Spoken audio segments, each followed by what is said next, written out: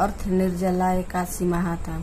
श्री भीमसेन बोले कि हे पितामह, भ्राता युधिष्ठिर, माता कुंती, द्रौपदी, अर्जुन, नकुल और सहदेव आदि एकादशी के दिन व्रत करते हैं और मुझसे एकादशी के दिन अन्न खाने को मना करते हैं।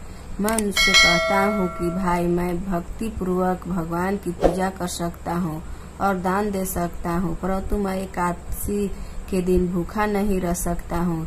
इस पर व्यास जी बोले, हे भीमसेन, यदि तुम नरक बुरा और स्वर्ग को अच्छा समझते हो तो प्रत्येक मास की दोनों एकादशियों को अन्न न खाया करो। इस पर भीमसेन बोले, हे पितामह, आपसे प्रथम कह चुका हूँ कि मैं एक दिन एक समय भी भोजन किए बिना नहीं रह सकता, फिर मेरे लिए पूरे दिन का उपवास करना तो कठिन है। मेरे पेट में अग्नि का वास है, जो अधिक अन्न खाने पर शांति होती है, और मैं प्रयत्न करूँ तो एक व्रत अवश्य कर सकता हूँ। अतः आप मुझे कोई एक ऐसा व्रत बताइए जिससे मुझे स्वर्ग की प्राप्ति हो।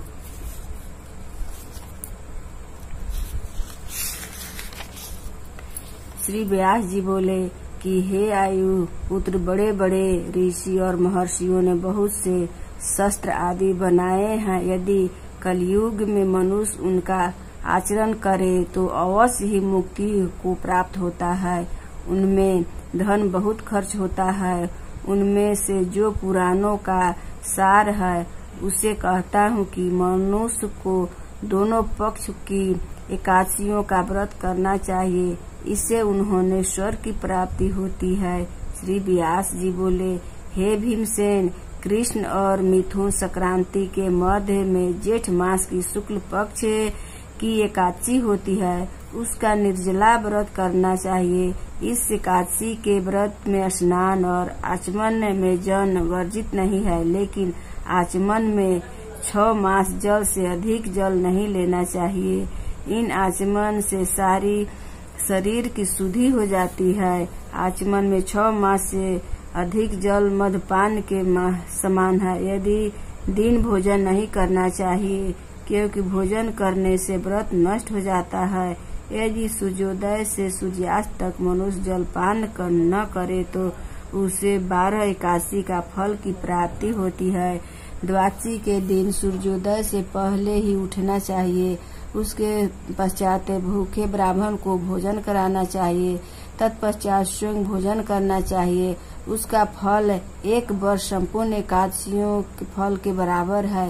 हे भीमसेन, स्वयं भगवान ने मुझसे कहा था कि इस एकादशी का पुण्य समस्त तीर्थों और दानों के बराबर है। एक दिन निर्जला रहने से मनुष्य पापों से मुक्त हो जाता है।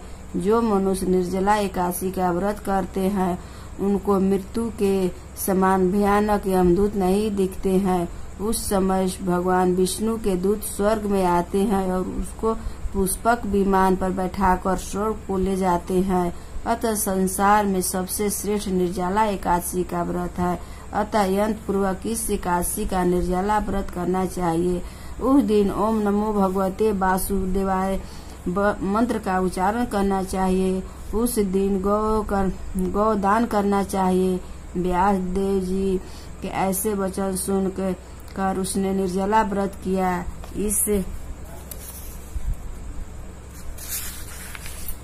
इस व्रत एकादशी को भीमसेन या पांडव एकादशी भी कहते हैं। निर्जला व्रत करने से पहले भगवान की पूजा करनी चाहिए और उनसे विनय करनी चाहिए कि हे भगवान, आज मैं निर्जला व्रत करता हूँ, इसके दूसरे दिन भोजन करूँगा।